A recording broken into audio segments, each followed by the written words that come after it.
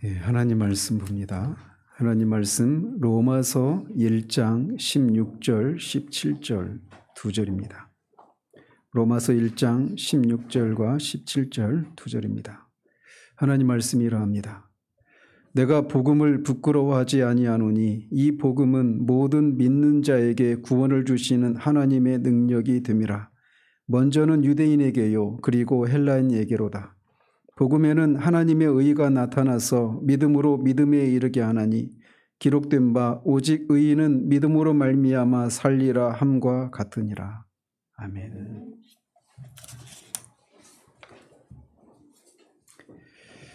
우리는 이 로마서 강해에서 오늘 본문을 기점으로 우리는 새로운 단락으로 들어가게 됩니다.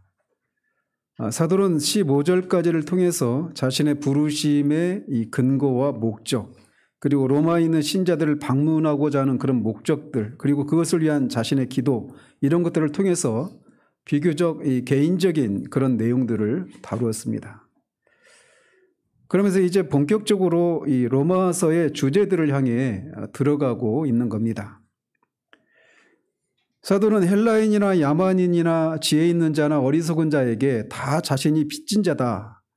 그러므로 나는 할 수 있는 대로 로마에 있는 너에게도 복음 전하기를 원하노라. 이렇게 14절과 15절에서 말을 했습니다.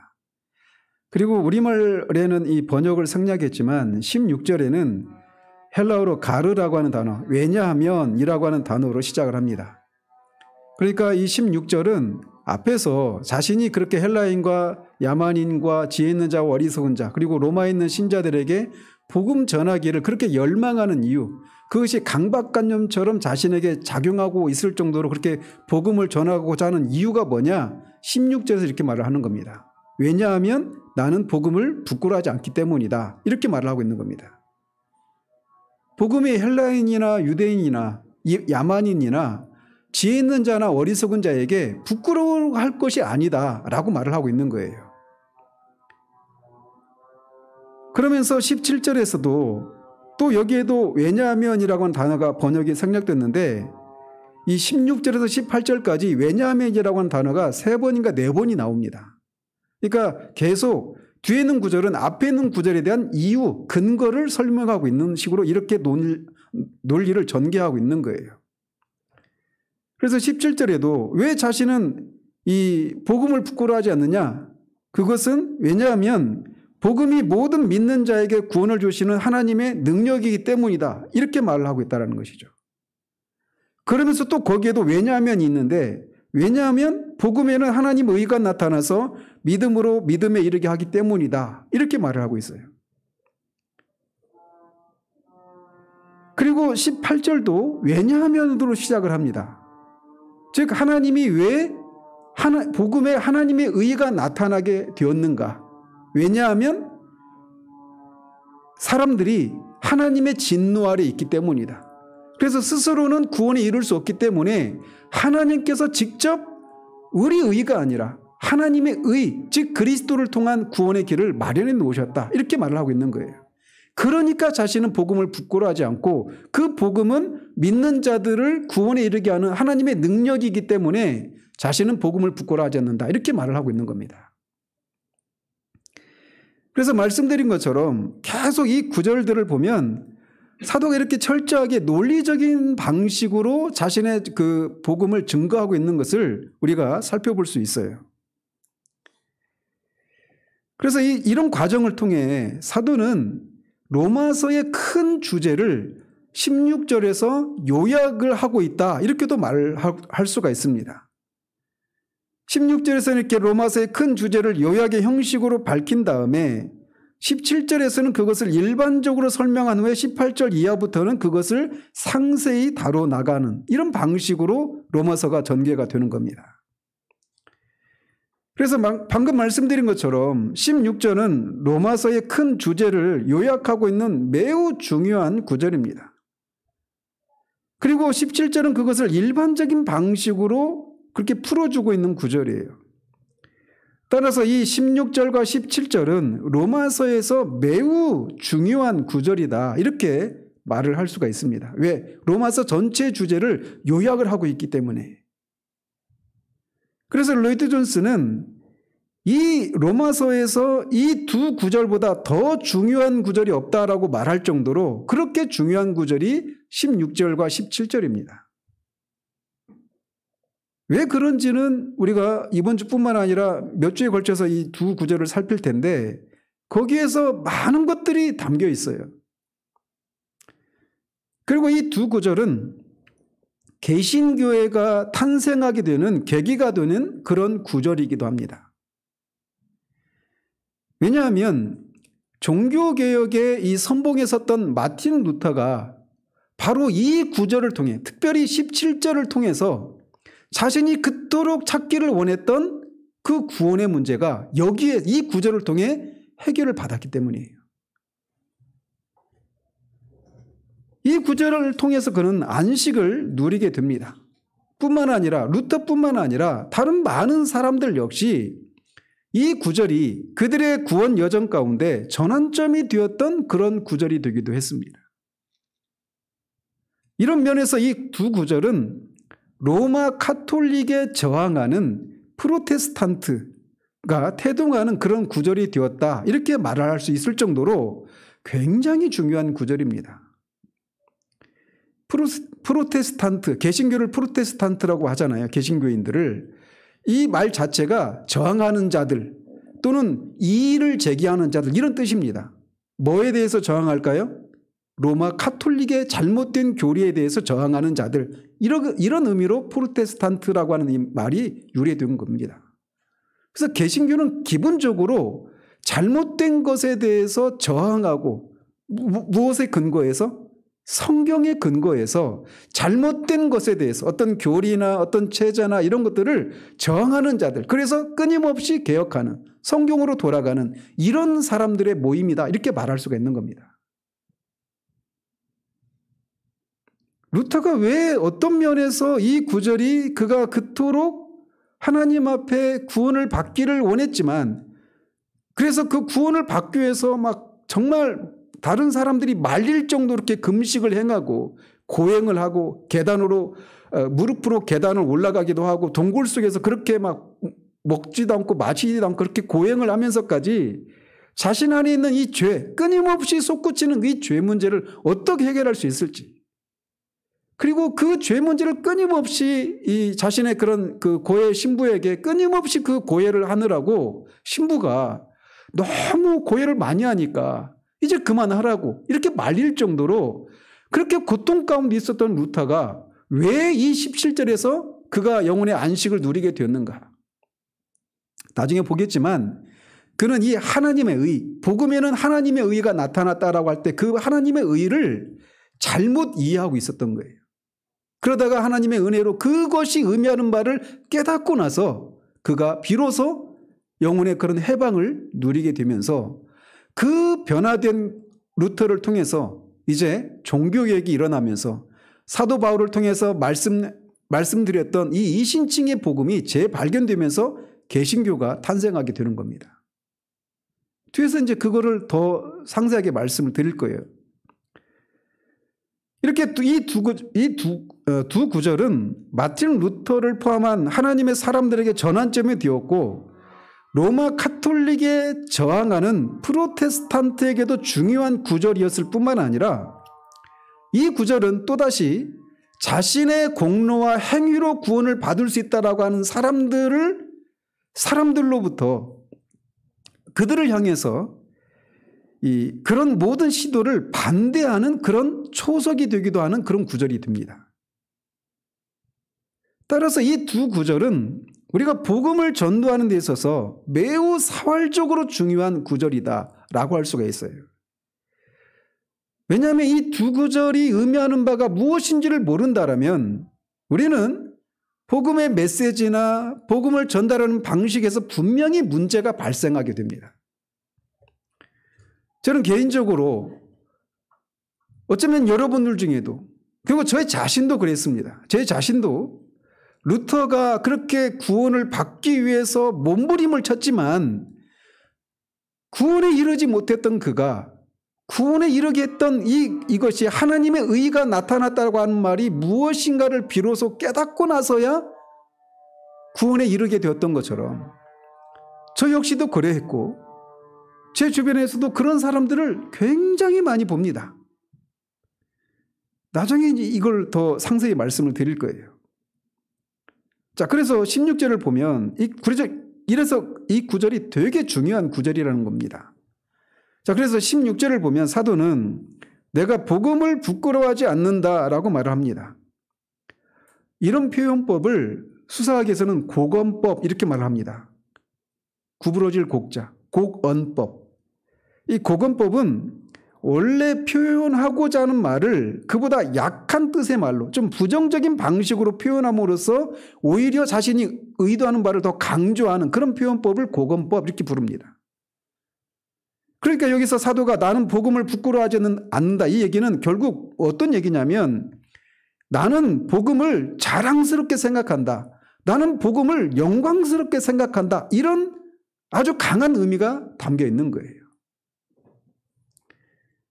그런 갈라디아서 6장 14절에서는 내게는 우리 주 예수 그리스도의 십자가 외에는 결코 자랑할 것이 없다라고 말해서 긍정적인 방식으로 자신은 그리스도의 십자가의 복음을 자랑한다 이렇게 말을 합니다. 그런데 여기서는 부끄러워하지 않는다라고 말을 해서 자랑스럽게 생각한다고 하는 말을 이런 방식으로 표현하고 있는 거예요. 사도는 종종 이런 표현법을 즐겨 사용합니다. 그래서 이 예루살렘에 갔을 때 사람들이 그를 잡아 죽이려고 했을 때 천부장이 군대를 끌고 오지 않습니까? 그러면서 그 천부장에게 자신이 어디 출신인지를 이렇게 표현을 해요. 소읍이 아닌 작은 성읍이 아닌 길리기아 다소성의 시민이다 이렇게 말을 합니다. 그러니까 다소 사람이라는 거예요 자신이. 근데 다소를 표현하기를 작은 성읍이 아닌 이렇게 표현하고 있는 거예요. 근데 이 말은 뭐냐? 다소가 굉장히 크고 중요한 성읍이다 이렇게 표현하고 있는 겁니다. 실제로 이 다소는 서론에서도 말씀드렸던 것처럼 로마, 알렉산드리아 그 다음에 다소예요. 로마 제국에서 3대 도시 중에 중요한 도시 중에 하나가 다소였단 말이에요. 그렇다면 사도는 왜 갈라디아서 6장 14절이나 다른 곳에서처럼 나는 복음을 자랑스럽게 생각한다 이렇게 말을 하지 않고 직접적으로 말하지 않고 왜 이렇게 완곡한 표현을 써서 복음을 자랑한다라고 말을 할까요? 사도는 그냥 아무 의도가 없이 이렇게 한 게 아니에요. 어떤 의도가 다 담겨 있는 겁니다. 여기에는. 그렇다면 왜 이렇게 복음을 부끄러워하지 않는다라고 말을 하냐면 이 편지를 받고 있는 사람들 중에 복음을 부끄럽게 생각하고 있는 사람들이 있기 때문에 그들이 복음을 부끄럽게 생각할 어떤 시험과 위기 앞에 놓여져 있기 때문에 그들에게 용기를 불러일으키기 위해서 그 복음이 얼마나 자랑스럽고 영광스러운가를 알도록 하기 위해서 이렇게 완곡하게 표현하고 있는 겁니다. 이렇게 말씀드릴 수 있는 직접적인 증거가 있는데 디모데후서입니다. 디모데후서는 사도 바울이 감옥에 갇혀 있었을 때 쓴 편지입니다. 근데 사도가 2차례에 걸쳐서 감옥에 갇히거든요. 그 1차로 로마 감옥에 갇혔을 때는 그때 쓴 그 편지가 옥중서신이라고 하는데 에베소서, 빌립보서, 골로새서, 빌레몬서 이 4편지가 1차로 감옥에 갇혔을 때 쓴 편지예요. 근데 그러고 나서 풀려났다가 다시 복음을 증거하다가 또 잡혀서 나중에는 감옥에서 죽거든요. 근데 그 2차로 감옥에 갇혀 있을 때 쓴 편지 중에 하나가 디모데후서입니다. 그래서 그 디모데후서에서 그렇게 말을 해요. 1장 12절에 보면 내가 또 이 고난을 받되 부끄러워하지 아니함은 이렇게 말을 합니다. 사도가 지금 복음을 증거한 것 때문에 감옥에 갇히는 고난을 당하고 있는 거예요. 근데 복음 때문에 자신이 감옥에 갇혀 있는데 이것을 자신이 부끄러워하지 않는다 이렇게 말을 하고 있는 거예요. 로이드 존스 목사님이 이 본문을 가지고 내가 자랑하는 복음이라고 이렇게 번역된 그 책을 그 설교를 합니다. 그리고 저는 그 책을 통해 열심히 이룹니다. 그래서 저한테도 개인적으로 이 복음을 부끄러워하지 않는다 이 표현이 굉장히 중요한 그런 표현이기도 해요. 제 개인적으로. 그런데 자신은 이 고난을 받되 부끄러워하지 않는다 이렇게 말하고 있는 것은 결국 왜 그 감옥에 갇히는 고난을 당했습니까? 사도 바울이? 복음 때문에 감옥에 갇혔단 말이에요. 그러니까 감옥에 갇혀서 이 고난을 받고 있는 이 상황을 나는 부끄럽게 생각하지 않는다. 이 얘기는 결국 복음을 부끄러워하지 않는다. 이 말과 똑같은 의미가 있는 겁니다. 근데 사도는 이렇게 복음 때문에 감옥에 갇히는 고난을 당하고 있는 것을 부끄러워하지 않는다. 이 말을 통해 결국 자신은 복음을 부끄러워하지 않는다. 이렇게 말하고 있는 거예요. 잘 생각해 보십시오. 오늘날 복음을 전하면 하나님께서 이런저런 복을 주신다라고 하는 것이 대세를 이루고 있는 시대 아닙니까? 그렇잖아요. 예수 믿으면 복 받습니다. 현세적인 이런저런 복을 많이 받습니다. 이런 얘기가 거의 대다수를 이루고 있는 시대란 말이에요. 그런데 그런 시대 속에서 그런 시대 상황과 이런 시대의 상황을 가지고 바울의 상황을 한번 비춰보십시오. 그는 복음커녕 복음을 전하는 것 때문에 말할 수 없이 수많은 고난과 핍박을 당합니다. 그리고 감옥에 갇혀 있기까지 해요. 그런데 그런 상황을 가지고 여러분들이 내 하나님이 은혜를 주셔가지고 아파트가 뭐 올라갔다, 자녀가 잘 됐다, 건강이 회복되었다, 뭐 이런저런 현세적인 복을 받은 것을 가지고 내가 복음을 부끄러워하지 않는다. 이런 얘기들이 거의 유행처럼 지금 거의 대부분의 사람들의 간증거리가 다 그런 것 아니에요? 우리 시대. 근데 그런 시대에 여러분이 그런 삶을 살고 있지 않는 것 때문에 여러분의 상황은 오히려 더 경제적으로 어려움을 겪고 몸은 더 아프고 상황은 더 악화되고 이런 상황 때문에 위축되고 뭔가 이렇게 멈칫거리는 그런 마음을 가지고 있는 것이 일반적인 우리들의 마음이잖아요. 안 그렇습니까? 그런데 사도는 그것과 비교할 수 없는 상황 가운데 있는 거예요. 그런데 그 상황에서 나는 이 고난을 부끄러워하지 않는다. 나는 이 복음을 부끄러워하지 않는다. 복음 때문에 내가 이렇게 감옥에 갇히고 언제 죽을지 모르는 그런 위기 상황 가운데 있고 그전에도 수없이 많은 고난을 당했지만 나는 복음을 결코 부끄러워하지 않고 내가 복음을 믿고 예수 그리스도를 믿어서 구원받은 이 사실에 대해서 그리고 이 복음을 증거하는 것에 대해서 나는 결코 부끄럽게 생각하지 않는다. 후회하지도 않는다. 이렇게 말을 하고 있는 거예요. 사도는 이렇게 말하고 있는데 그렇게 말하고 있는 이유가 있어요. 왜냐하면 그 편지를 받고 있는 디모데는 그 상황을 부끄러워하고 있었기 때문입니다. 1장 8절에 보면 그러므로 네가 우리 주의 증거와 또는 주를 위하여 갇힌 자 된 나를 부끄러워 말라라고 말을 합니다. 그 얘기는 뭐예요? 부끄러워하고 있다라는 겁니다. 디모데가. 즉 디모데는 바울이 감옥에 갇혀 있는 것을 부끄러워하고 있었던 거예요. 근데 감옥에 갇힌 것을 부끄러워했던 것은 감옥에 갇히게 된 그 궁극적인 원인인 복음을 부끄러워하고 있는 것과 일맥상통하는 겁니다. 그런데 이 같은 상황 가운데 있는 이 바울을 그 디모데후서 1장 16절 17절을 보면 오네시모로라고 하는 사람은 전혀 다르게 반응을 합니다. 거기 보면 원컨대 주께서 오네시모로의 집에 긍휼을 베푸시옵소서. 저가 나를 자주 유쾌케 하고 나의 사슬에 매인 것을 부끄러워하지 아니하여 로마에 있을 때에 나를 부지런히 찾아 만났느니라. 이렇게 어떤 고난 가운데 있는 사람들, 핍박을 받고 있는 사람들, 다른 사람들에게 모두 조롱거리와 손가락질을 당하고 있는 그런 상황 가운데 있을 때 그 옆에 누군가 쉽게 다가가려고 합니까? 안 한단 말이에요. 왜? 그렇게 하면 그 사람은 요즘 말로 묻었다 이렇게 말을 해서 그 사람도 같은 취급을 받으니까 결코 그 사람의 편에 서지 않으려고 한단 말이에요. 근데 오네시모로는 그것을 개의치 않고 로마의 감옥에 갇혀있는 바울을 자주 찾아서 그를 유쾌하게 했다라는 겁니다. 부끄러워하지 않았다라는 거예요.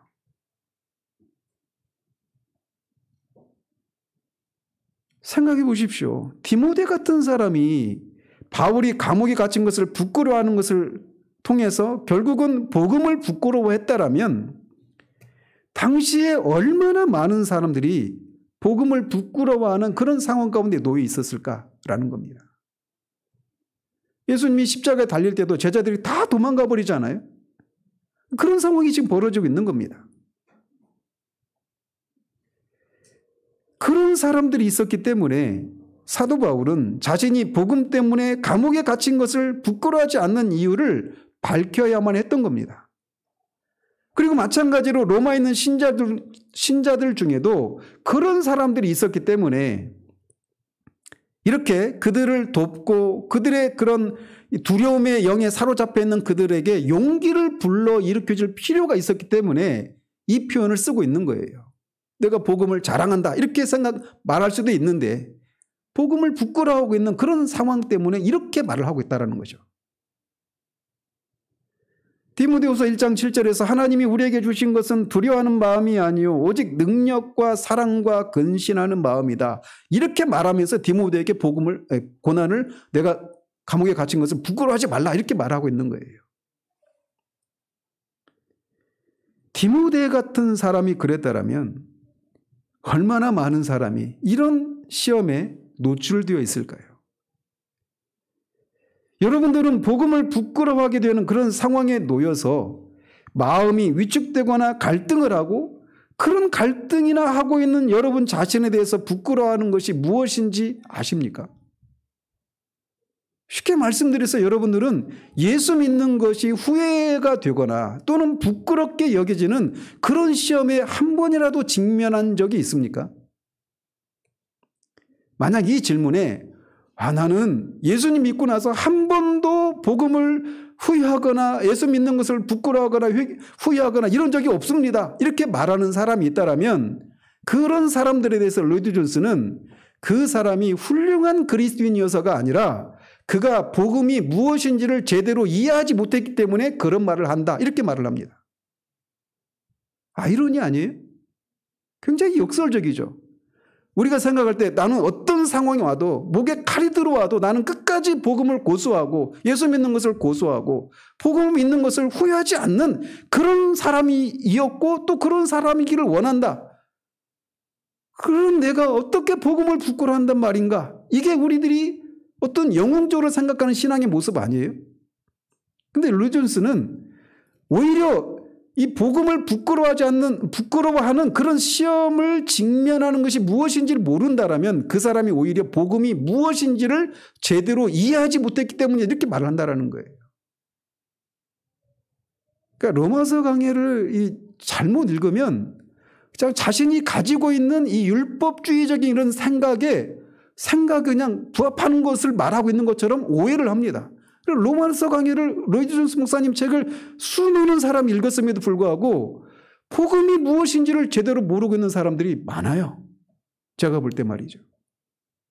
이런 말도 우리에게 충격적으로 다가오지 않아요? 방금 말씀드린 것처럼 디모데도 그런 시험을 받았었고 하나님께 크게 쓰임을 받았던 사람들의 전기를 읽어봐도 모두 다 그런 시험을 당한 경우들을 발견하게 됩니다. 그런 사람들이 훌륭한 그리스도인이 아니어서 그런가요? 그렇지 않아요. 그렇다면 이렇게 복음을 부끄러워하게 만드는 시험을 당하는 이유가 무엇일까요? 이 시험이 필연적이다. 그리스도인들에게 이런 시험을 당하는 것이 필연적이다라고까지 말할 수 있는 이유가 무엇일까요? 그것은 세상이 복음에 대해서 보이는 반응 때문에 그렇습니다. 세상은 언제나 복음을 조롱하고 복음을 어리석은 것으로 생각을 합니다. 초대교회에서는 그 점이 매우 강하게 드러났는데 바울은 고린도전서 1장 23절에서 이렇게 말합니다. 예수 그리스도의 십자가의 복음은 유대인에게는 거리끼는 것이요 이방인에게는 즉 헬라인에게는 미련한 것이다. 이렇게 말을 합니다. 유대인들은 복음을 혐오했습니다. 여기서 스캔달이라고 하는 단어가 나와요. 거리끼는 것이라고 하는 게 스캔달이라고 하는 단어가 여기서 나오는 건데 유대인들은 복음을 혐오했어요. 그리고 이방인들, 특별히 헬라인들은 복음이 그들에게는 어리석은 것이었어요. 즉 복음은 언제나 이런 반응을 불러일으킨다라는 겁니다. 복음에 대해서 대적하고 혐오하든지 아니면 조롱거리와 농담거리, 어리석은 것, 미련한 것 이런 식으로 반응하는 이런 것이 복음에 대한 세상의 일반적인 반응이라는 거예요. 근데 문제는 세상은 언제나 복음에 대해서 그렇게 반응을 하는데 우리의 본성은 어떻습니까?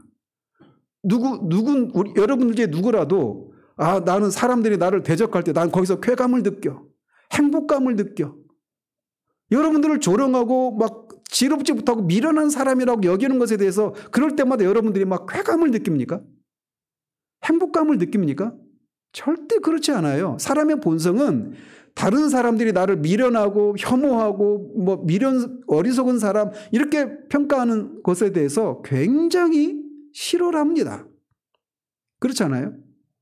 그런데 복음이 필연적으로 세상으로 하여금 그렇게 혐오와 조롱과 멸시를 받게 만드는 그런 특징을 갖고 있는데 그 복음을 믿고 복음을 증거하려고 하는 우리가 필연적으로 그것을 직면하게 된단 말이에요.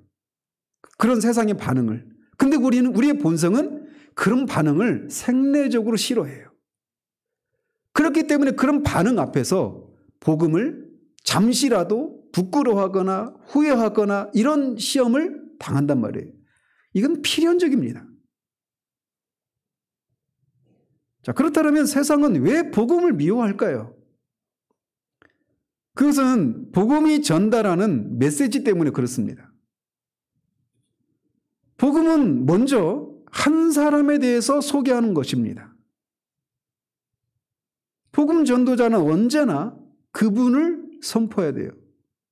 즉 우리 주 예수 그리스도를 가리키는 거죠. 그리고 그분의 삶과 가르침이 세상이 복음을 미워하는 이유 중에 하나입니다. 어떤 면에서 그렇습니까? 우리가 그렇게 자랑스럽게 생각하고 그렇게 찬미와 영광을 돌리기를 마다하지 않는, 그리고 다른 사람도 그분께 그런 영광을 돌리기를, 그런 사랑과 존귀를 돌리기를 원하는 그분이 어떤 분이길래 세상은 그분을 소개하는 복음을 미워할까요? 먼저 그분은 매우 가난한 가운데 태어난 분입니다. 구유에서 태어나셨고 정치와 종교의 중심지인 예루살렘이 아니라 시골 마을 갈릴리에서 무슨 선한 것이 나겠냐 이렇게 말할 정도로 갈릴리 나사렛 총구석의 사람이었고, 그 다음에 목수로 자신의 생애를 사셨던 분입니다. 배움의 기회가 전혀 없었던 분이었어요. 우리가 전하는 분이 바로 그런 분입니다. 그분은 이사야 선지자가 그는 주 앞에서 자라나기를 연한 순 같고 마른 땅에서 나온 뿌리 같아서 고운 모양도 없고 풍채도 없은즉 우리가 보기에 흠모할 만한 아름다운 것이 없도다 라고 말하는 바로 그분입니다. 우리가 흠모할 만한 그런 모습이 하나도 없어요. 요즘에 그 JMS에 막 사회적인 문제가 되고 있잖아요. 그 사람은 초등학교도 제대로 안 나온 그런 무학자에 생긴 것도 저보다도 못생겼더라고요. 키는 크더라고요, 저보다. 근데 그런 말도 뭐 그냥 정말 무식하기 짝이 없어요. 근데 왜 그 사람을 자신들의 그 메시아라고, 재림한 메시아라고 믿고 그렇게 고학력자들이 그렇게 따를까? 메시아가 이렇게 왔다라는 거예요. 낮고 천한 모습으로. 예수님이 그렇게 왔던 것처럼 정명석이도 그런 사람이라는 거죠. 말이 안 되지만 그렇게 오용을 하죠. 그분의 출신 배경이 이렇게 흠모할 만한 아름다운 것이 없으셨을 뿐만 아니라 그분의 그 마지막 생애도 사람들에게 어떤 매력을 끌만한, 그분이야말로 구원자다라고 말할 수 있는 그런 모습이, 영웅적인 그런 모습이 아니었습니다. 그분은 산상수훈에서처럼 유대인에게 있어서 민족적인 영웅이자 율법을 받아 이스라엘에게 전해줬던 모세와 자신을 비교하면서 옛사람은 이렇게 저렇게 말했지만 나는 너희에게 이르노니 이렇게 말을 하면서 자신이 모세보다 더 높은 권위자임을 스스로 밝히셨습니다. 죽은 자를 살리시고 병든 자를 고치고 귀신을 쫓아내고 무리를 걷고 오병이의 이적을 베푸시는, 요한복음에서는 아버지 하나님과 자신은 하나다라고 말해서 자신이 하나님과 하나이심을, 동등이심을 밝히셔서 유대인들에게 신성 모독의 죄로 그렇게 돌을 맞아 죽을 뻔한 그런 분이셨어요. 그리고 우리가 종려주일이라고 부르는 그 주일에 그렇게 개선 장군이 그렇게 성읍에 수도 성에 들어가는 것처럼 그렇게 많은 사람들이 호산나 다윗의 자손으로 오시는 이여 하면서 그들이 그토록 기다렸던 메시아가 바로 이분이다라고 하는 이런 찬송을 마다하지 않으셨습니다. 사람들은 이제 드디어 우리가 기다렸던 메시아가 들어왔고 드디어 이분에 의해서 로마 제국에서 우리 생민지에서 우리가 벗어나고 다윗 왕 때 그 영광을 회복할 때가 왔구나 라고 하면서 막 온통 온 성읍이 흥분의 도가니에 휩싸였습니다. 무슨 일이 일어날 줄 알았어요. 그런데 어떻게 됐습니까? 그 주간에 그분이 십자가에 죽고 맙니다. 이들에게 있어서 이것은 말할 수 없는 막 엄청난 흥분의 도가니에 빠졌다가 그것이 이루어지지 않을 때 사람이 막 급전직하로 떨어지는 이런 상황이었던 거예요.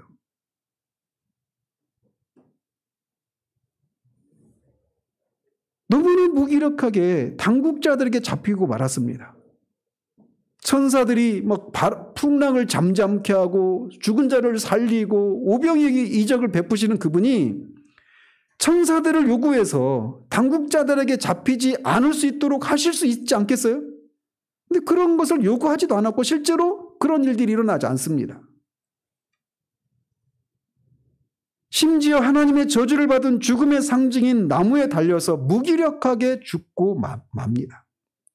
십자가 아래서 많은 사람들이 네가 하나님의 아들이고 네가 정말 구원자 그리스도라면 너부터 구원해봐라. 너부터 십자가에서 내려와서 네가 정말 그런 존재라고 하는 것을 우리들에게 입증해봐라. 그러면 우리가 믿겠다. 이렇게 야유하고 조롱을 했습니다. 심지어 한편 강도, 같이 십자가에 달려있어도 한편 강도마저도 그런 얘기를 했어요. 그런 얘기를 들을 때 마치 삼손이 들릴라가 묶어놓은 그 삼줄을 묶었을 때 그거를 그가 막 그 불에 탄 삼줄처럼 떨쳐 일어났던 것처럼 자신의 손에 못 박은 그 못을 막 퉁퉁 튀어나가고 그래서 거기서 붕 하고 뛰어내려가지고 영웅적인 모습으로 그렇게 봐. 내가 하나님 아들 맞지. 구원자 맞지. 이렇게 사람들에게 입증하기를 사람들은 요구했지만 주님은 그런 일들을 하지 않으셨어요. 오히려 그 속에서 하나님으로부터까지 버림을 받았습니다. 엘리 엘리 라마 사박다니 나의 하나님 나의 하나님 어찌하여 나를 버리셨나이까라고 외치면서 그 외침에 하나님은 묵묵부답이셨습니다. 그렇게 살아생전에 하나님 아버지께서 원하시는 것을 자신이 한다라고 아버지 하나님께서 하신 일을 자신은 하신다라고 말하면서 그분이 하시고자 하시는 일들이 다 이루어지지 않았습니까? 죽은 자를 살리고 귀신 쫓고 병든 자 고치고 이런 이적들을 행하셨는데 그 순간에는 하나님이 침묵하셨어요.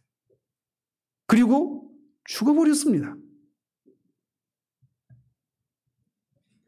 머리에는 가시 면류관을 쓰고 그 위에는 조롱의 표시로 유대인의 왕 예수라고 이런 조롱의 편말이 붙어있던 채 왕이 가시면류관, 금면류관이 아니라 가시면류관을 쓰고 권위의 상징인 홍포가 아니라 발가벗겨진 채로 십자가에서 그렇게 무기력하게 죽어가고 맙니다.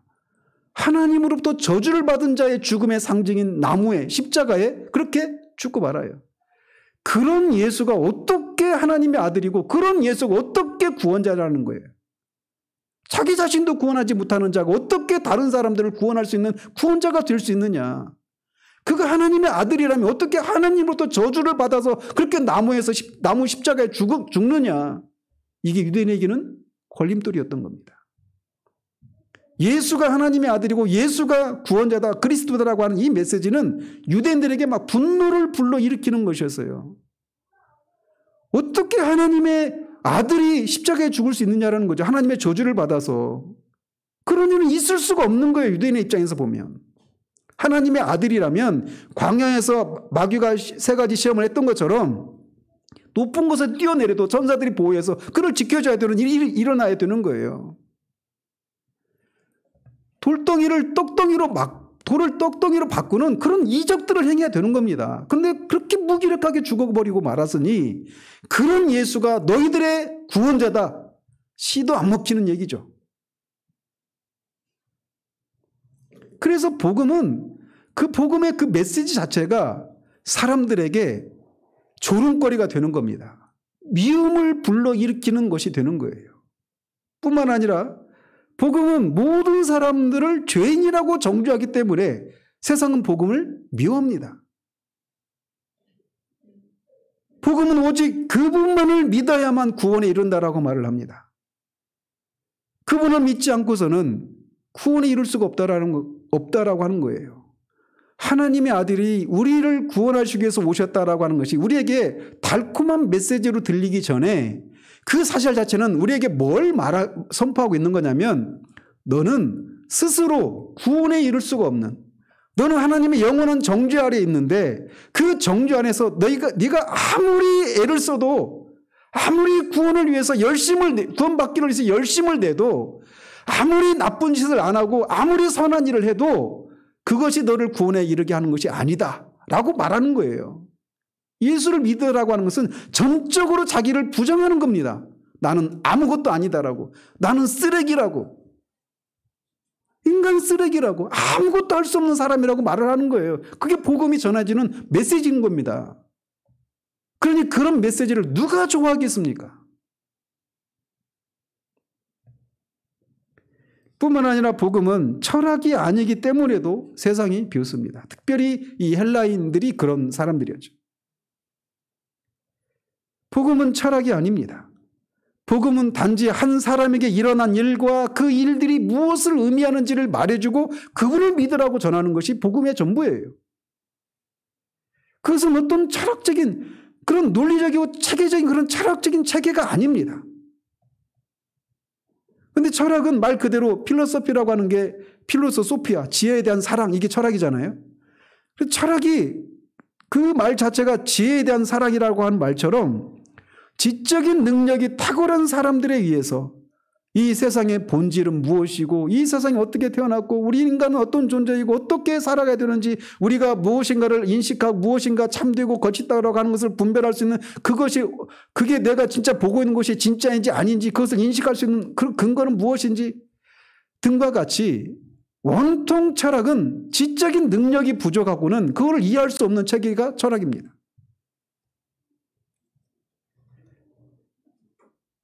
그래서 철학은 논리적이고 굉장히 지적인 능력을 요구하는 거예요. 그리고 사람들은 그것을 좋아합니다. 왜냐하면 그런 철학을 하는 사람은 굉장히 지적인 능력을 소유한 사람이기 때문에 그래요. 그래서 세상은 철학을 조롱한 적이 없습니다. 세상은 철학을 매우 잘 배우고 아주 놀라운 것으로 생각합니다. 그런데 복음은 철학이 아닙니다. 거기에는 철학적인 논증이 하나도 없습니다. 온통 그리스도 예수에 대한 기록으로 가득하고 있어요. 그리고 그분의 죽음에 대한 기록, 그것이 의미하는 것들이 무엇인가를 설명하는 그런 내용이 복음의 전부입니다. 그리고 그것마저 그것을 기록한 사람들의 면면을 보십시오. 배우지 못한 갈릴리 촌동네 출신의 어부들이 대부분이었습니다. 그들은 철학과는 거리가 먼 사람들이었어요. 복음의 내용과 그것을 전달하는 사람들이 철학과 거리가 먼 것이었을 뿐만 아니라 그것을 전달하는 방식도 역시 마찬가지였습니다. 그렇기 때문에 세상은 복음을 조롱합니다. 그리고 사도는 이것을 너무나도 잘 압니다. 예를 들면 바울이 사도행전 17장에 보면 아테네에 가서 복음을 전하거든요. 근데 거기서 이 복음을 전할 때 스토아 철학자들과 에피쿠로스 그 학파 사람들을 만납니다. 그들이 사도 바울이 복음을 전할 때 이런 얘기를 해요. 이 말쟁이가 무슨 말을 하고자 하느냐 하고 어떤 사람은 이르되 이방 신들을 전하는 사람인가 보다 하고 그 바울이 전하는 말이 무슨 말인가를 들으려고 왔습니다. 그 사도가 이제 복음을 전도하기 시작할 때 그들이 비웃기 시작하는 거예요. 특히 주 예수 그리스도와 그의 죽으심과 부활에 대해서 말하기 시작할 때 더욱 그런 반응이 격하게 나타났습니다. 사도가 거기에 이르자 거기에 모였던 사람들이 다 흩어져 버렸어요. 허무맹랑한 얘기구만. 이런 웃긴 얘기가 어디 있어. 넌센스구만. 이런 반응을 보면서 흩어져 버렸던 겁니다.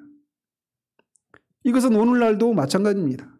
어제도 한국일보 기사에 요즘 그 JMS를 비롯한 그런 이단들이 기승을 부리니까 그런 것에 대해서 우리가 빠지지 않기 위해서는 어떻게 해야 되는가 이런 얘기를 막 장황하게 쓴 기사가 있더라고요.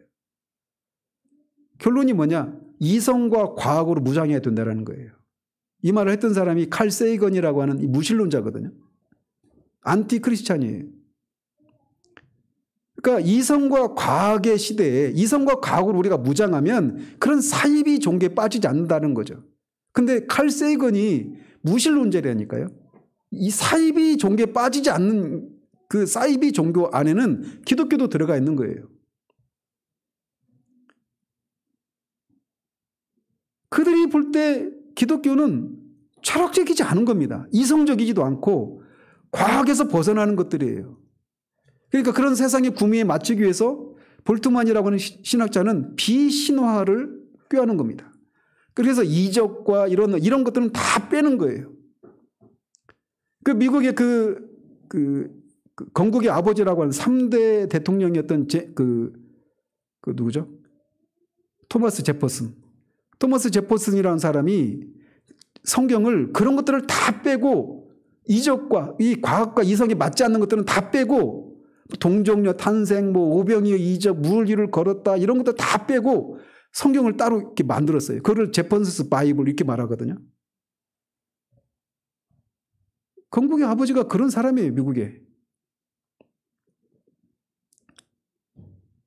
어쨌든 복음은 철학이 아니기 때문에 세상이 조롱을 합니다. 그래서 때로는 우리가 특별히 지적이고 뭔가 교양이 있고 많이 배운 사람들 이런 사람들 앞에 섰을 때 복음이 갑자기 초라해지고 이게 뭔가 좀 위축되고 이런 느낌을 받을 수 있어요. 아마 이런 느낌을 받는 것이 무엇인지는 사도 바울이 아마 가장 잘 알았을 겁니다. 왜? 말씀드렸던 것처럼 사도 바울은 이 믿지 않는 사람들조차도 20세기에 믿지 않는 사람들조차도 사도 바울이 지금까지 있었던 인류 중에 가장 뛰어난 지성을 가진 사람 중에 한 명이다. 이렇게 평가할 정도로 그렇게 지적으로 능력이 뛰어났던 사람이었어요. 당대 헬라 문학과 철학을 섭렵했던 그런 사람이었습니다. 율법에 정통했던 사람이었어요. 그러니 그가 복음을 전할 때 그 복음을 듣고 있는 사람들이 수군덕거리고 저런 미친 사람 봤나? 저런 이 말도 안 되는 얘기를 하는구만. 이런 반응에 대해서 너무나도 잘 알았을 것입니다. 그리고 사람은 기본적으로 자신이 아까도 말씀드렸던 것처럼 좀 지적이지 못하고 더 쉽게 말해서 무식하고 좀 머리도 나쁘고 이런 얘기를 듣는 거를 굉장히 기분 나빠합니다. 저도 마찬가지예요. 사도 바울은 어땠을까요? 그런 뛰어난 지성의 소유자가 말이죠. 그런데 사도는 그것을 잘 알매도 불구하고 나는 복음을 부끄러워하지 않는다라고 말하는 거예요. 복음에 대해서 세상에 어떤 반응을 보이는가를 너무나도 잘 알았던 사도 바울이 복음을 부끄러워하지 않는다라는 겁니다. 즉 그는 복음을 위해서 그리스도를 위해서 자신이 미련한 사람이 되는 것을 꺼려하지 않았던 거예요. 기꺼이 미련한 자가 되기를 원했던 겁니다. 그래서 고린도전서 3장 18절 이렇게 말합니다. 너희 중에 누구든지 이 세상에서 지혜 있는 줄로 생각하거든 어리석은 자가 되라. 그리하여야 지혜로운 자가 되리라. 즉 이 얘기는 자신은 기꺼이 어리석은 자가 되겠다. 미련한 자가 되겠다. 이렇게 말을 하고 있는 겁니다. 이 말을 통해서 그가 복음을 전할 때 어떤 투쟁을 해야 되는가라고 하는 것을 그가 너무나 잘 알고 있었기 때문에 이런 얘기를 하고 있는 거예요. 복음을 전하면 분명히 어리석은 사람, 미련한 사람 이렇게 말을 할 것이 뻔한데 그럼에도 불구하고 자신은 복음을 부끄러워하지 않겠다 이런 말을 통해서 내가 그런 사람들로부터 그런 취급을 받아도 나는 상관하지 않는다 이렇게 말을 하고 있는 거예요.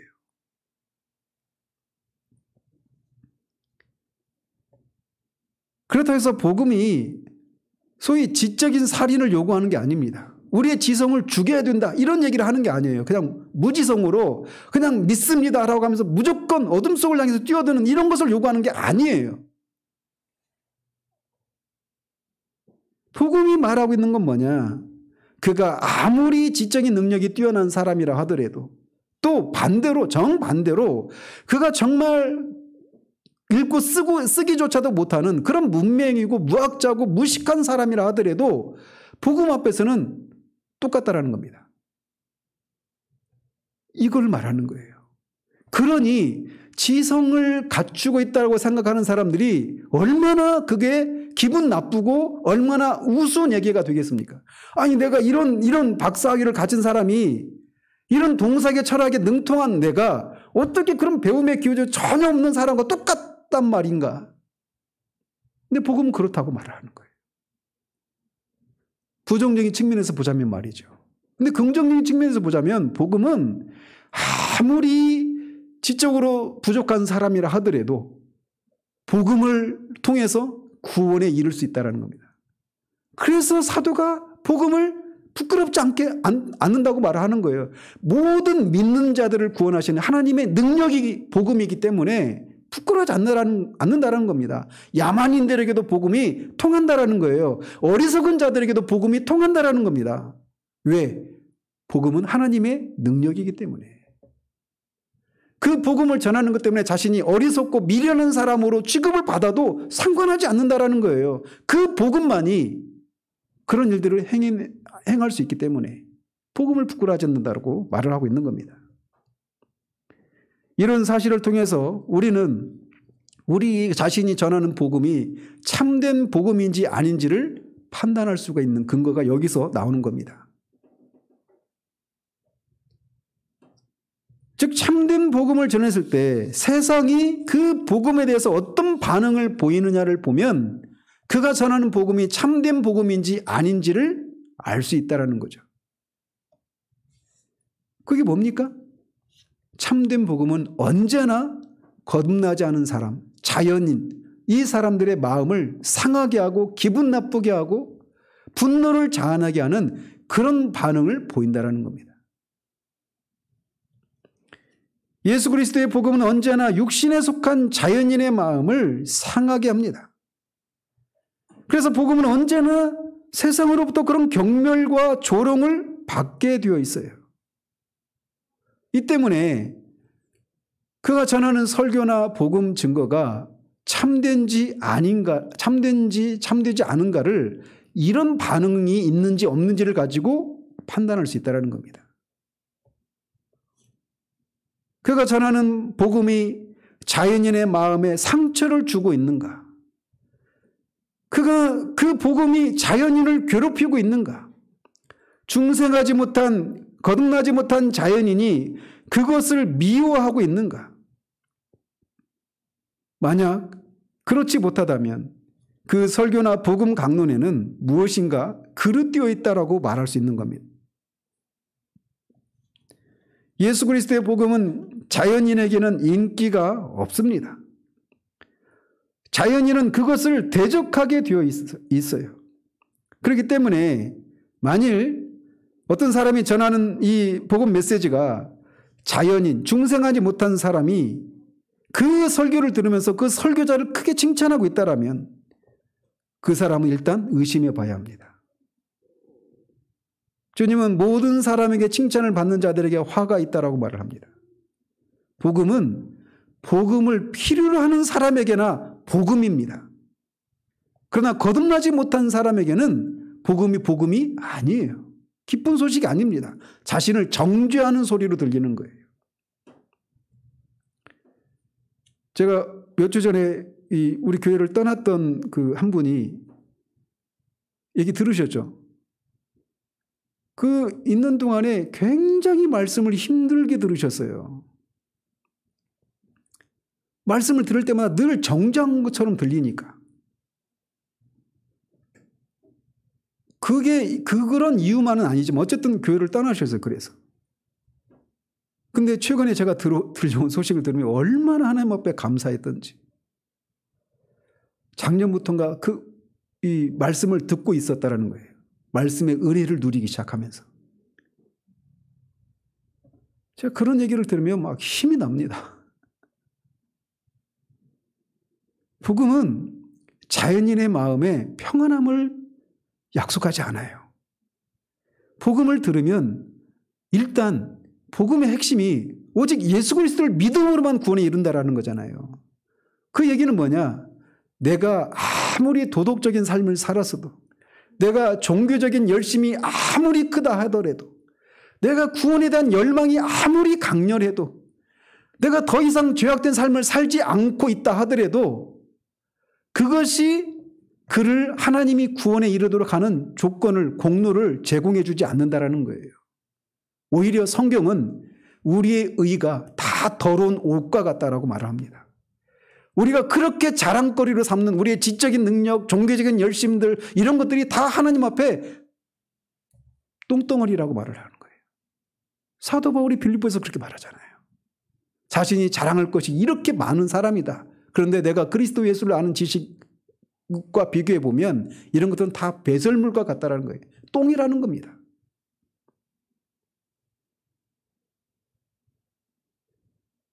복음은 자연인의 마음을 상하게 해요. 그런데 오늘날 복음이 거듭나지 않은 사람의 마음을 상하지 않게 하는 방식으로 교묘하게 복음으로 포장된 가짜 복음이 넘쳐나고 있습니다. 예수님을 믿지 않았던, 스스로 자신이 그리스도인이 아니라고 말을 했던 인도의 무하마드 간디 있잖아요. 간디도 산상수훈을 굉장히 탁월한 그런 가르침이라고 믿고, 이런 가르침대로 산다면 세상이 완전히 좋은 세상이 될 것이다, 이런 얘기를 했어요. 산상수훈이 얼마나 아름다운 그런 가르침인지, 탁월하고 뛰어나다라고. 그러니까 산상수훈 말 자체가 그런 의미잖아요. 산 위에서 빼어나게 가르쳤던 빼어난 교훈, 이게 산상수훈이에요. 빼어날 숫자에다 교훈 후자 써가지고. 근데 그게 거기서 말하는 것처럼 산상수훈의 첫 번째 말씀이 뭡니까? 심령이 가난한 자는 복이 있다. 이게 무슨 말인가를 알기 시작하는 순간 사람들이 얼굴에 막 붉어집니다.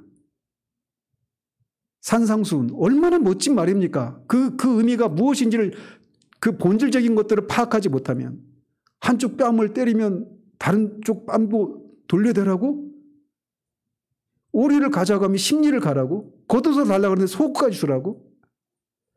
놀라운 거죠. 사람으로서는 할 수 없는 놀라운 자기희생. 그런데 우리는 그 삶을 거듭나지 않고는, 성령의 능력을 힘입지 않고는 한 걸음도 살 수가 없거든요. 심령이 가난한 자에게만 그런 은혜가 임할 수 있는 거예요.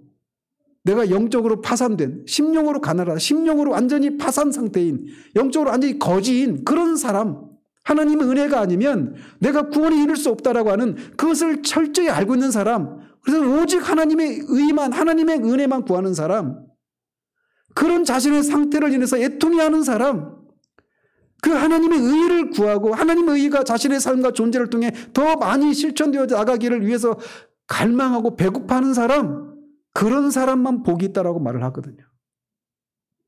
형제를 향해서 미워하는 사람이 이미 살인했다라고 말을 하거든요. 그러니까 그 말씀 하나만 가지고도 이 세상의 모든 사람들을 살인자라고 정죄하고 있는 것이 산상수훈이에요. 여자를 보고 음욕을 품는 자마다 이미 간음을 했다고 한단 말이죠. 저는 아마 수십만 번도 더 간음을 한 사람입니다. 그 말씀에 따르면. 이게 산상수훈이 말하고 있는 거예요. 그런데 피상적으로만 보면 얼마나 아름답고 빼어난 그런 가르침입니까? 예수님을 이 세상에 뛰어난 소크라테스나 공자나 이런 성현들과 같은 그런 뛰어난 교사, 그런 도덕적인 모범 그런 교사, 이렇게 소개하면 세상은 결코 그런 예수를, 그런 복음을 미워하지 않습니다. 오히려 나도 저런 삶을 살고 싶다, 이런 얘기를 하는 거예요. 그런데 그 본질을 얘기하기 시작하면 미워하는 겁니다. 오늘날은 예수님을 그런 방식으로 소개하지 않아요. 세상이 요구하는 방식대로, 화를 불러일으키지 않는 방식으로 그렇게 소개한단 말이죠. 사랑의 화신으로, 도덕적인 어떤 모범을 제시하는 그런 교사로, 성현으로 그렇게 소개하는 거예요. 또는 예수님을 문제 해결자로 소개합니다. 오늘날 가장 많은 게 이거 아니겠어요? 그런 복음은 사람을 분노하게 하거나 불쾌하게 하거나 마음을 상하게 하지 않습니다. 왜? 사람들은 다 문제가 있잖아요. 자녀의 문제, 가정의 문제, 수없이 많은 문제들을 가지고 있습니다. 그런데 예수를 믿으면 그 문제가 해결된다. 그런 메시지가 사람들에게 불쾌함을 가져다 줍니까? 여러분, 요즘 유튜브 보세요. 무슨 돌파, 재정의 돌파, 보셨어요? 그런 설교들 보면요, 조회수가 몇십만 이렇습니다. 실시간으로 접속하는 사람, 우리 지금 4명 있는데, 거기는 몇천 명, 몇만 명이 달려듭니다. 얼마나 열광적으로 찬양하고 그렇게 방방 뜁니까? 뭘 하더라도 자신이 가지고 있는 문제만 해결된다면 만사오케이예요. 근데 예수를 믿으면 그런 일을 해줄 수 있다고 하니 열광하지 않겠습니까? 그리고 그런 복음을 누가 싫어라 하겠습니까? 우리 시대가 그런 시대예요. 이처럼 우리가 전하는 복음이 자연인에게 조롱과 미움을 불러일으키는 것인지 아닌지를 가지고 우리가 전하는 복음이 참된 복음인지 아닌지를 판단할 수 있는 한 가지 시금석이 될 수 있습니다. 물론 복음을 잘못 전하기 때문에 불쾌함을 불러일으킬 수도 있어요. 그건 배제하고 말씀을 드리는 겁니다. 이처럼 오직 그리스도를 믿음으로 구원을 받는다라고 하는 이 단순한 복음은 그 자체로 사람들에게 미움과 반감을 불러오게 되어 있는 거예요. 그리스도의 의, 하나님의 의가 결국 그리스도거든요. 그리스도를 통해서 마련하신 의가 하나님의 의인데 그 얘기는 우리의 노력으로, 우리의 공로로 구원에 이룰 수 없다라고 하는 것을 말해주는 거잖아요. 그래서 설교자의 역할은 뭐냐면 이 자기 의의를 깨뜨리는 일이 설교자의 임무입니다. 그래서 설교자가 참된 복음을 전하면 반드시 그런 반응을 기대해야 되는 거예요. 싫어하는 반응 말이죠. 청죄를 받는데 누가 기뻐하겠습니까? 바울은 계속해서 또다시 복음을 부끄러워하지 않는 또 다른 이유를 밝히고 있습니다. 이것이 아마 더 중요한 시금석이라고 할 수가 있어요. 사도는 그가 복음을 부끄러워하지 않는 이유를 복음은 구원을 주시는 하나님의 능력이기 때문이다. 이렇게 말을 합니다. 복음에는 하나님의 의가 나타나서 믿음으로 믿음에 이르게 한다라고 말합니다. 이게 왜 참된 복음을 증거하고 있는지에 대한 더 중요한 시금석이라고 말하는지 한번 보십시오. 사도는 자신이 복음을 부끄러워하지 않는다라고 말할 때 다른 것들 속에서는 볼 수 없는 어떤 독특한 것을 말하고 있는 겁니다. 우리가 나는 그리스도의 복음을 부끄러워하지 않습니다 라고 말하는 것으로 충분하지 않아요. 문제는 어째서 복음을 부끄러워하지 않는가? 이게 더 중요한 겁니다. 말씀드렸던 것처럼 나는 예수님을 믿고 후회를 하거나 복음을 부끄러워한 적이 없습니다 라고 말할 때 왜 그렇게 말씀하십니까? 라고 물을 때 내가 예수를 믿었더니 이런저런 문제가 해결되고 이런저런 복을 내가 누렸습니다 라고 말하는 거. 불면증이 해결되었습니다. 건강이 회복되었습니다. 사업이 망했던 사업이 다시 회복이 되었습니다. 이런 것 때문이라면 복음의 독특함이 없는 겁니다. 그렇지 않아요? 다른 종교들, 이단들이 빠질 때 사람들이 이단이라고 하는 것을 겉으로 드러내고 있으면 사람들이 빠지겠습니까? 절대 안 빠지죠. 그들을 혹하게 할 수밖에 없는 그런 내용을 약속하고 있기 때문에 그게 빠져드는 거예요. 그래서 방금 말씀드린 이런 얘기뿐만 아니라 수없이 많은 다양한 어떤 인생의 난제들을 해결받게 해 주셨기 때문에 나는 복음을 부끄러워하지 않습니다. 이렇게 말할 때 그 수많은 문제 해결에 대한 내용들은 다른 종교나 철학이나 심리학이나 상담이나 다른 이단들도 약속하고 있는 것들이란 말이에요. 그런 것들을 통해서는 복음만이 가진 독특한 악함이 드러나지 않는 거예요. 근데 사도는 지금 그걸 말하고 있는 거예요. 어떤 면에서 그러느냐? 복음은 구원을 주시는 하나님의 능력이라는 겁니다. 복음은 구원을 줄 수 있는 유일한 그런 통로라는 거예요. 수단이라는 거예요. 그리고 복음에는 하나님의 의가 나타나서 믿음으로 믿음에 이르게 된다라고 말합니다. 즉 복음은 구원에 이르게 하는데 그 구원에 이르게 하는 그 하나님의 의를 누가 마련하셨다? 하나님이 마련하셨다는 겁니다. 잘 보십시오. 다른 종교나 다른 어떤 이단이나 철학이나 심리학이나 상담학이나 이런 것들은 다 보십시오. 그것들이 약속하고 있는 것들이 성경에서 말하는 구원을 약속하고 있지 않죠. 이 세상에서 겪는 어떤 여러 가지 인생의 난제들에 대한 해결책을 제시하고는 있죠. 그리고 그런 것들이 이르기 위해서 뭘 해야 된다고 말합니까? 다양한 방식의 것들을 제공하지만 한마디로 말하면 그것을 얻고자 하는 사람들이 노력해야 되는 거예요. 그 사람의 공로와 그 사람의 수고와 그 사람의 대가를 치르는 것 이런 것을 통해서 그런 것들을 그 약속들을 자신의 것으로 만들 수 있다. 이렇게 말하는 겁니다. 다른 말로 말하면 자력 구원이에요. 기독교와 다른 모든 종교와 이단들을 구분하는 구원에 있어서 가장 큰 특징이 타력 종교냐, 타력 구원이냐, 자력 구원이냐 이것입니다. 내 힘으로 구원을 얻는 것이냐 아니면 다른 힘에 의해서 구원을 얻는 것이냐. 오직 기독교만이 오직 복음만이 구원에 이르는 능력이 나타나는 거예요. 근데 그것이 그 원천이 하나님이시라는 겁니다. 사도가 복음을 부끄러워하지 않는 것은 오직 그 복음만이 하나님께 영광이 돌려지기 때문에 그렇습니다. 모든 자력 종교는 그것을 성취해낸 나. 그게 자신이 영광을 취하는 거예요. 오늘 간증들을 보십시오. 말은 하나님의 은혜로 이런저런 어떤 복을 누렸으면 이렇게 말을 하지만 그런 복을 누리기 위해서 그가 어떤 대가를 치렀는가 그런 대가를 치러낸 나. 그 사람이 영광을 취하고 있는 거예요. 그 감정의 핵심들을 참 본질을 한번 보십시오. 제가 말씀드린 게 틀린 게 아니에요. 근데 오직 복음만이 오직 하나님께만 영광이 돌려집니다. 오직 그리스도께만 영광이 돌려지고 오직 성령 하나님께만 영광이 돌려지는 거예요. 그 구원을 하나님이 아들을 통해서 계획하시고 아들은 그것을 성취하셨고 그 완전히 성취된 그 구원을 성령께서 우리에게 적용해 주시는 겁니다. 내가 구원에 이르는 것은 오직 성부, 성자, 성령 하나님의 은혜로만 가능한 것이에요. 그렇기 때문에 사도는 복음을 부끄러워하지 않는다라고 말하는 겁니다.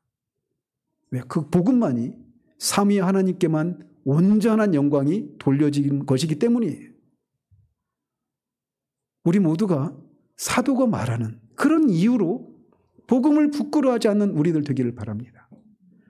복음을 믿고 복음을 증거할 때 세상이 우리를 미련한 사람으로 어리석은 사람으로 시대착오적인 사람으로 뭔가 광신자처럼 여기는 것들 두려워하지 마십시오. 원래 복음이 가지고 있는 본질이 그런 것입니다. 세상의 본질이 그렇기 때문에 세상은 항상 그런 반응을 보이는 거예요. 그뿐만 아니라 그 복음이 그런 복음만이 오직 하나님께만 영광을 돌리는 것이기 때문에 여기 있잖아요. 솔리데오 글로리아. 오직 하나님께 영광을. 복음이 그러하기 때문에 사도는 복음을 부끄러워하지 않는다고 합니다. 그 복음 때문에 감옥에 갇히는 고난을 당함에도 불구하고 그것을 부끄러워하지 않는다고 말하고 디모데에게도 부끄러워하지 말라라고 말을 합니다. 로마에 있는 신자들에게도 부끄러워하지 말라라고 말합니다.